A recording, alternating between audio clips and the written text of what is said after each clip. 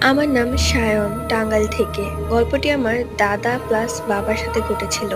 আজ থেকে 40 বছর আগের কথা। তখন গরমকাল ছিল। গরমের সময় অনেক গভীর রাত পর্যন্ত ক্ষেত খামারে বসে থাকতো। তো এমন এক রাতে আমার দাদা প্রচন্ড গরমে ঘুমাতে পারছিল না। তাই সে বাইরে বের হয়ে ঘুরতে লাগলো। কিছুক্ষণ পর সে ক্ষেতের জমির ভেতর খড় ছিল, সেখানে তার বাবাকে বসে থাকতে দেখলো।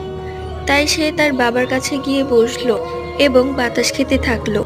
অনেক সময় পর সে উঠে বাড়িতে চলে আসলো এবং তার মাকে জিজ্ঞেস করলো, মা, বাবা এখনো ঘুমায়নি?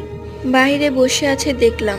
তখন তার মা, মানে আমার দাদার মা বলল, কি বলিস আবুল তাবুল, তোর বাবা তো ঘরে শুয়ে আছে, সে তো একবারের জন্য বাইরে বের হয়নি। তখন আমার দাদা ভয়ে চুপসে গেল আর ভাবলো, তাহলে বাইরে যাকে দেখে আসলাম সে কে ছিল? আর যদি আমার দাদা ভুলে ওই লোকটাকে ডাক দিত, তাহলে আল্লাহ জানে শেষ দিন কি হতো।